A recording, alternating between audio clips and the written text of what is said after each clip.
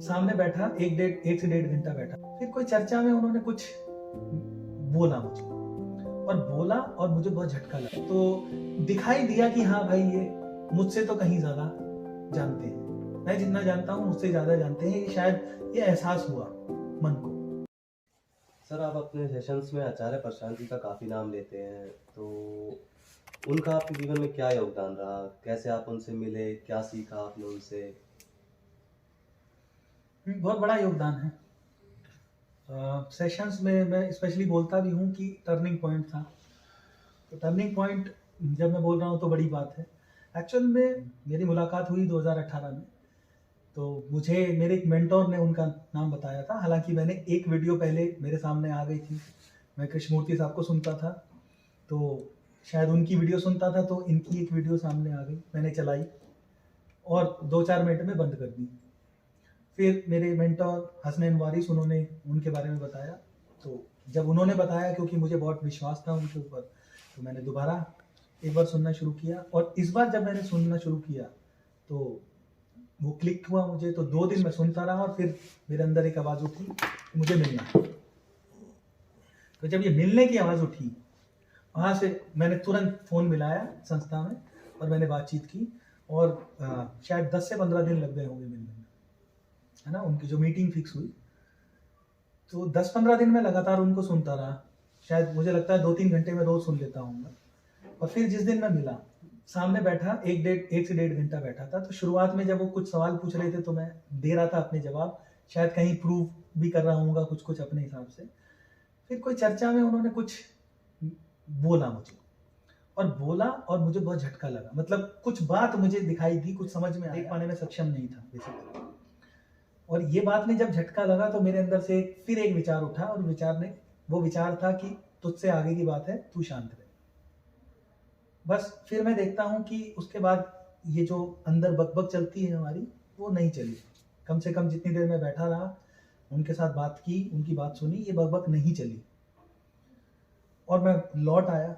उस वक्त कुछ हुआ या नहीं हुआ मुझे नहीं पता, ठीक है। उस वक्त मुझे कुछ एज सच फील नहीं हुआ। बट वापस आने के बाद जब मैंने दोबारा वीडियो देखनी शुरू की, तो मुझे उसमें एक बहुत बड़ा अंतर नजर आया कि अब मैं सुन पा रहा था कि क्या बोला जा रहा है, और मेरे अंदर की बकबक या तो बहुत कम थी, या मुझे वो बकबक भी दिखाई दे रही थी। मतलब मेरे अंदर जो विचार चल रहे थे, मुझे वो दिखाई दे रहे थे, पता लग रहे थे, और फिर वो रुक जाते थे और मैं फिर सुन पाता था, या फिर वो थी ही नहीं, ऐसा भी समझ लीजिए। कई बार सुनना आ गया। अब आप कहें कि मैंने कुछ किया, इसके लिए नहीं, मैं तो नहीं कह सकता कि मैंने कुछ किया। मैं इसे ग्रेस बोलता हूँ कि वो शायद घटना घटित होनी थी, वो होना था, ऐसा हुआ।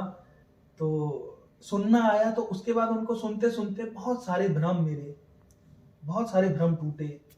बहुत सारी लेयर्स, जो ईगो की लेयर्स हैं, ईगो पे मैंने बहुत सारी बातचीत की है, हम करते ही रहते हैं। तो ईगो की लेयर्स जो हैं कि ईगो काम कैसे करती है हमारे अंदर, हम ईगो से ऑपरेट कैसे करते हैं, उसमें बहुत सारी चीज़ें दिखाई देने लगी जो पहले नहीं दिखती थी।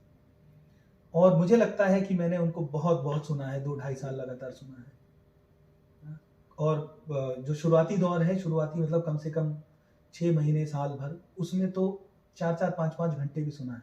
धीरे धीरे वो ड्यूरेशन कम होती चली गई। बहुत सारी ईगो लेयर्स समझ में आई, उनको सुनने से बहुत कुछ अपने बारे में समझ में आया, सुनना आया। मुझे लगता है कि एक और बहुत इंपॉर्टेंट चीज़ जुड़ी हुई है इससे। सरेंडर एक वर्ड है जो मैं बहुत यूज़ करता हूँ, अब काफ़ी समय से यूज़ कर रहा हूँ, और उसके आगे कंप्लीट भी लग गया है। पहले सिर्फ सरेंडर होता था, अब कंप्लीट सरेंडर की बात होती है। तो पहली बार भी, मतलब शायद उससे पहले भी मैंने वर्ड सुना हो, पर हसनैन के मुंह से मैंने पहली बार सुना था, हसनैन वारिस के मुंह से। और उसका इफेक्ट मैंने एक जगह देखा भी, वो मैंने शायद कहीं बताया भी है।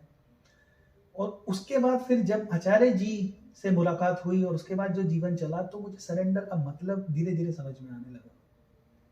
कम से कम बाहर के जीवन में सरेंडर का मतलब क्या होता है।